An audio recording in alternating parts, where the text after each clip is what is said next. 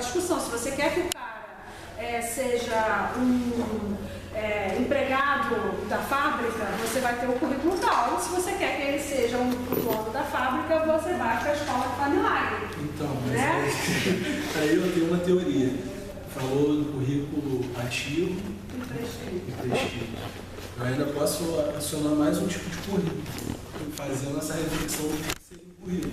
Seria um currículo oculto. É o seguinte, você tem um currículo. Michael Mason já fez, ele está tirando onda de Michael. Sério?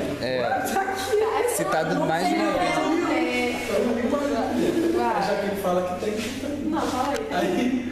Não, eu tento identificar o currículo seguinte. Se você botar como centro a empatia, você vai entrar numa sala de aula, por exemplo, né, de crianças, onde eu vou trazer aquela linha seleção de conhecimento para passar adiante, e o aluno, por sua vez, vai selecionar e vai trazer de volta, ainda tem um currículo oculto que é justamente o que não foi compartilhado, não está na rede, que é uma bagagem, um conhecimento extra que esse aluno às vezes pode desenvolver para estar fazendo uma correlação com esse tipo de ensino, mas que também não está compartilhado e não está determinado. Ele não pode ser determinado, ele está em transformação o tempo inteiro.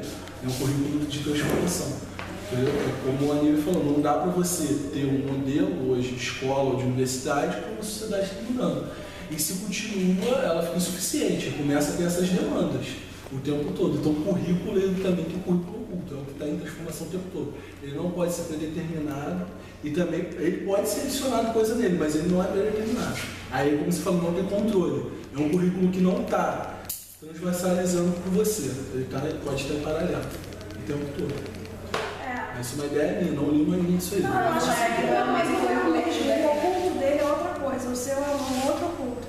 Mas eu acho que não existe esse controle. Eu acho que a ideia da gente é ampliar. Então é você pegar o cara que tem determinados conhecimentos e você desestabilizar aquilo que ele tem para ele produzir outras coisas, entendeu? Isso. Como que ele vai desestabilizar o que você não tem? Exatamente, mas é isso, é o tempo inteiro um desestabilizando o outro. Agora, o que ele vai fazer com isso?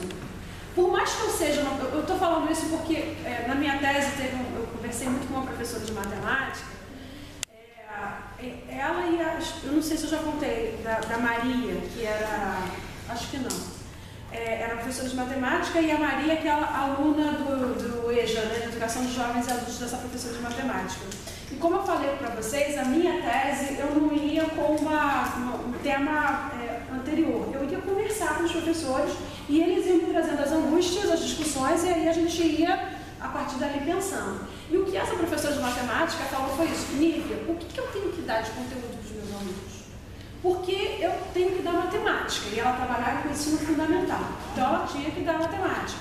E ela tinha, por exemplo, alunos como a Maria, que era uma senhora, que já estava com 65 anos de idade, que sabia fazer contas de cabeça maravilhosamente bem, mas o sonho dela era fazer conta no papel e ela não conseguia fazer conta no papel. E aí a professora ficava assim: Nívia, como é que fica essa situação? Eu valorizo a conta no papel ou valorizo o conhecimento da Maria? Porque se ela sabe fazer conta de cabeça, para que ela precisa fazer no papel? Por outro lado, eu tenho junto com a Maria, na turma de 40 alunos, como vocês estavam colocando, estudante de ensino médio que vai fazer prova para ensino médio, colocar no papel, e esse precisa colocar no papel. Então, o que eu ensino? Né? Essa foi a fala dela. E aí? Ele perguntou para mim e falou assim: você não está fazendo doutorado em educação? Resolve isso. E aí, obviamente, a gente teve que junto discutir isso. Foi quando eu fui discutir com esse professor a questão desse paradigma da elementaridade, o que é o básico para um, o que não é o básico para o outro. E aí foi quando eu percebi que, na verdade, essa angústia que essa professora tinha era a angústia de tentar controlar o que cada um sabia, porque ela era obrigada a controlar. Mas, no fundo, ela tinha que oferecer o máximo que ela podia. Agora, se o cara com aquilo vai conseguir ou não, ou se ele vai pegar aquilo e fazer outra coisa, não tem, entende? Não existe. Porque eu posso ser aquela professora lá na escola, lá dos padres, que vou falar exatamente aquilo que eu acho que o aluno tem que aprender, mas eu vou ter lá no grupo dos alunos aquele que vai fazer outra coisa com aquilo que eu estou falando. Porque ele vai fazer também outra seleção. E aí? Esse aluno, nessa escola dos padres aí, ele não se adapta. Ele não se adapta e sofre pra caramba. Eu conheço vários casos. Agora, Lívia, nesse caso não sei, mas deveria saber aonde que esse aluno quer chegar com esse conhecimento, com essa mulher, essa pessoa que sabe fazer conta de cabeça, e os outros, ela mesma identificou, eles precisam saber fazer conta no papel por conta de Enem, vestibular e tal. E essa mulher, aonde que ela quer chegar? Então, de repente, ela vai dar o caminho, vai ajudar. Você vai aprender no papel porque é importante para isso, para você atingir o seu objetivo. Eu acho que você está trazendo uma coisa importantíssima. Não. Porque ouvir aonde que o aluno quer chegar. A gente não escuta isso. Na universidade, pergunto para vocês aonde vocês querem chegar. Porque ele quer aprender cinema, mas para filmar o quê? Documentário, vida, biografia, história, científico, novela, minissérie. Então, de repente, sei lá, tem uma variedade nesse curso dele imensa. E eu vou ensinar o que eu quero, mas será que é o que ele realmente quer aprender no cinema? Será que é onde ele quer chegar? Isso. Porque... Agora, essa pergunta não pode substituir a possibilidade de sempre ampliar as redes. Se o meu aluno é de classes populares, ele pode muitas vezes não saber aonde ele quer chegar, se lá do outro lado do mundo, porque ele não conhece o outro lado do mundo. Isso. Então eu tenho que sempre, por isso que eu acho que o currículo precisa mostrar ele que tem o outro lado do trazer mundo. coisas novas. O meu aluno é um aluno de escola particular da Barra que não sai dali daquele mundo, porque também é uma alienação tão quanto aquele que vive mas no também sou lugar. quem não quer sair da Barra, porque é nós. Como sair da Barra? Junto com Teve uma isso... reportagem há pouco tempo de um paulista falando dos cariocas, que diz carioca é um bicho estranho. Ele acha que Niterói é pertinho e a Barra é longe. Mas velho. Porque Niterói é outra cidade. Não, mas se você tá em Ipanema, é muito mais fácil chegar em Niterói. Devia ser proclamado outro país. Na verdade, você está ligando em Nova Gente, é muito mais fácil chegar no centro do Rio daqui. Mas essa coisa, eu fico me perguntando assim, se o conhecimento ele é meio ou se ele é fim. Ele é meio para chegar a alguma outra coisa, chegar, sei lá, no documentário ficcional ou, sei lá, virar um grande diretor de empresa. Isso ele é fim. Para mim ele é fim. Depende da pessoa. Depende da pessoa, para mim ele é fim. Por que você acha que ele é fim? É o meu propósito, não tem propósito, ele é o propósito. Então ele é o meio.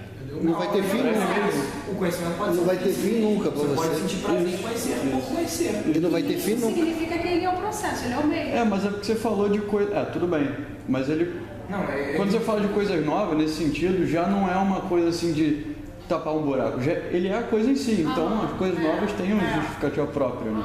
Elas são um propósito. Né? E eu acho que essa é a função da escola, é esse conhecimento aí. É levar o cara, sabe, para outros lugares. O cara tá aqui, você leva para lá. O cara tá lá, você leva para lá. E você tá trazendo possibilidades novas. Eu também só queria completar o que eu disse, foi na visão de eu sendo professor. Por isso que eu não colocaria nem como meio, nem como fim, nem como nada. A pergunta que acho que seria, nesse momento, acho que mais adequada. Será que o professor ele está preparado para conseguir dominar o que ele se propõe a ensinar, ao mesmo tempo fazer essa leitura da turma, quem é quem vai chegar onde, quem vai fazer o quê? Porque isso eu aprendi no curso técnico. Eu dou aula no curso técnico profissionalizante para formar o cara para prevenir acidente dentro de uma indústria. Eu tenho 15 encontros com eles para falar de legislação de prevenção de acidente. Mas eu falo para eles, olha, a legislação não é só para prevenir acidente, não. Eu posso te dar instrução de legislação para várias outras coisas junto com a prevenção de acidente. Você gosta de quê? Eu gosto de meio ambiente, eu gosto de saúde, eu gosto de educação. Tem, para você que gosta de saúde, você tem essa legislação assim que vai te ajudar. Eu queria fazer filme sobre prevenção de acidente. Você tem uma lei Rouanet que te ajuda para você captar recursos não sei aonde, você pode fazer assim. Mas eu acho que isso de se adequar a cada aluno, eu acho meio inviável. Tipo, você está numa turma de terceiro ano de ensino médio, aí você tem 50 alunos e aí um quer fazer cinema na UF em outro estado, que eu estava em agora de Aracaju, um quer fazer medicina em tal lugar, outro quer fazer aquilo, outro e tal, um quer fazer USP, mas antes não tinha isso, mas pensando tipo, sem ser a coisa do Enem, não, mas quem quer fazer USP não vai fazer Enem. Aí a pessoa quer fazer USP, aí tipo, tem 5% da sala que querem fazer USP e os outros 45% não. Aí você vai de repente dar uma aula de um conteúdo que só cai na USP. Não faz sentido. Você vai dar aula do conteúdo que só cai na USP, mas que ninguém mais ali vai aproveitar aquele conteúdo. Mas aí você já tá seguindo...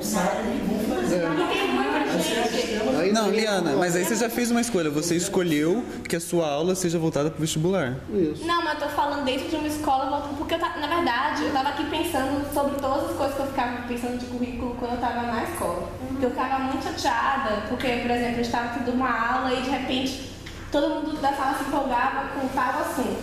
Só que o professor não pode parar e na próxima aula voltar a falar daquele assunto e trazer uma outra coisa sobre aquele assunto. Porque ele tem que cumprir aquele currículo, porque no final do ano, ou no final de daqui a 3 anos, ou mesmo se for tipo 7ª série, você precisa aprender aquilo, porque você tem que saber aquilo no ensino médio, porque no ensino médio você depois vai fazer vestibular. Ah, entendi. Então, por exemplo, na terminar. não, tipo, você não pode parar. O professor não consegue, pelo menos os professores não conseguiam, e eu tinha aula todo dia, não sei o que lá, nunca tive greve, nada. Mas os professores não conseguiam parar e falar assim, pô, bora discutir tal coisa. E eles terminaram o conteúdo? Terminaram. Imagina. Mas tem que terminar. O que quer terminar? O que quer terminar o conteúdo? Né? Não, tipo, tudo que o colégio se propõe a ensinar de conseguir. Dos alunos acompanharam? Eu acho que não foram todos que é impossível, né? Tipo, sei lá, eu tô fazendo antropologia agora e a primeira matéria, as primeiras aulas, a professora passou um texto de vamos aprender o básico de antropologia, que foi o texto que eu não li. Então, tipo, depois disso teve outras discussões de antropologia e todas elas estão participando muito além do texto e tal. Só que eu vou sair de antropologia sem saber o básico de antropologia, eu vou saber outras coisas. Isso me dá um modo de professora que vai passando esses redundantes pra gente ler. Nossa, aquele texto você não precisa ler pra participar da aula, sabe? Que você, às vezes passa uma bíblia de texto pra você ler em casa, você vai ler. Aquele texto super redundante, você chega na aula, se você leu ou não ia fazer diferença nenhuma. Não, mas o que eu tô querendo é, tipo, Não, eu gostei pra caramba. Eu tô querendo, tipo assim, o meu colégio conseguiu cumprir com o que eles disseram que eu ensinar, que seria o suficiente pra fazer o vestibular, supostamente. Sim, Só que nem todo mundo aprendeu, então não é válido. E eles não conseguiram desenvolver em sala de aula porque todo mundo estava interessado. Rolava muito isso, de todo mundo tá tipo, pô, mas a gente quer saber mais disso, a gente quer falar mais disso, e o pessoal, não dá tempo. A gente vivencia uma situação onde uma minoria muito pequena de alunos que se dá bem naquela situação, naquele modelo, dentro dessa lógica, consegue acompanhar e vai fundo.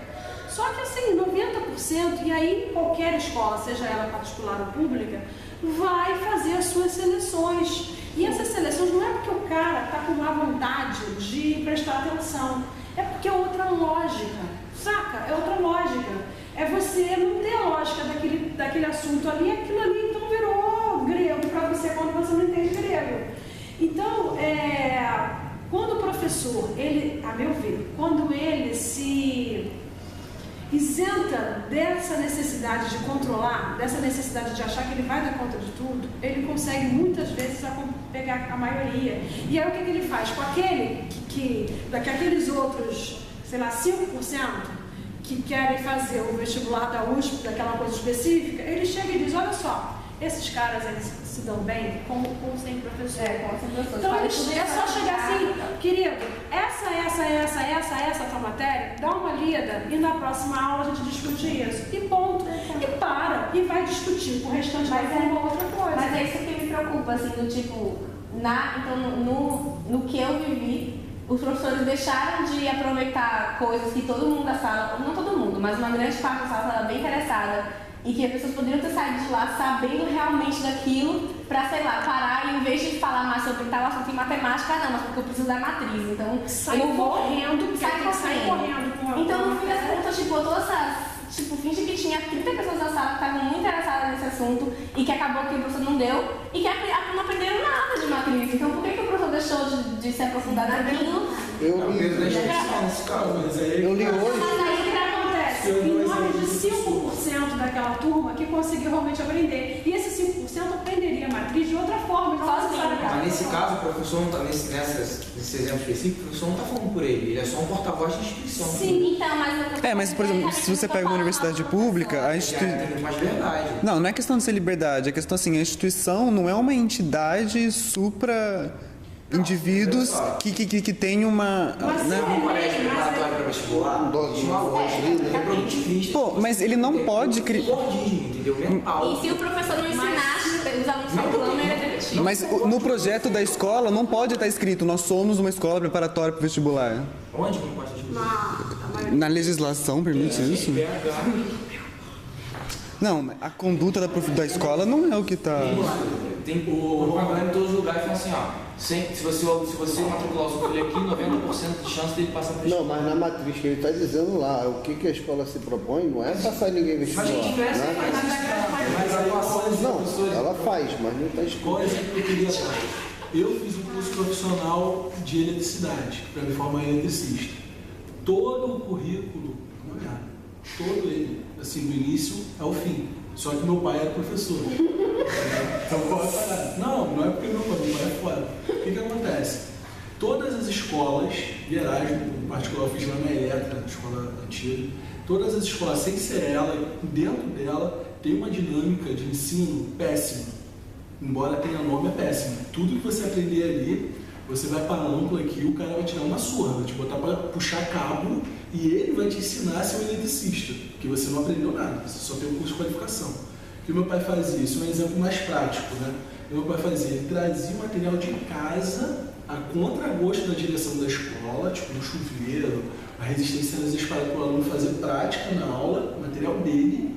E o que ele fazia? A partir daí o aluno, que nem sabia o que queria fazer, tá? Ele só porque o pai obrigou, tem que ter uma profissão, falava, pô, agora eu quero fazer na realidade um curso de eletrônica, eletrotécnica, que realmente peguei aqui, eu tô vendo, é realmente uma coisa que minimamente me interessou conhecer. Se ele segue o padrão da instituição, o que acontece? Entra 50 alunos na filosofia, entra 50 alunos fica 4. E aí responde a sua pergunta, que eu concordo plenamente com você. Agora, o Enem hoje mudou por conta desses professores, entendeu?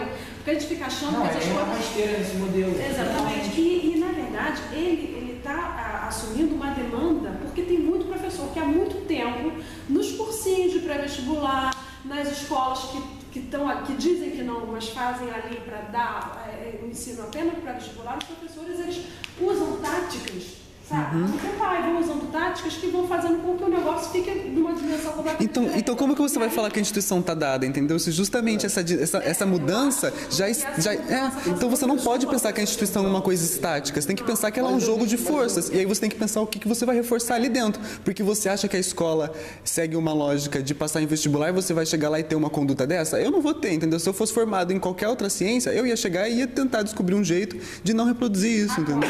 É uma questão individual, ética, sei lá. Agora, esses professores, eles não podem entrar, na maioria das vezes, numa escola particular, em confronto. Então, eles vão usar o que o Michel Dissertor vai falar, de usar táticas. Táticas no campo do opressor. Então, vai trazer um material para discutir, vai trazer uma outra discussão. Chega um momento que isso está sendo feito por muita gente. E aí, chega um momento que os vestibulares vão se modificando.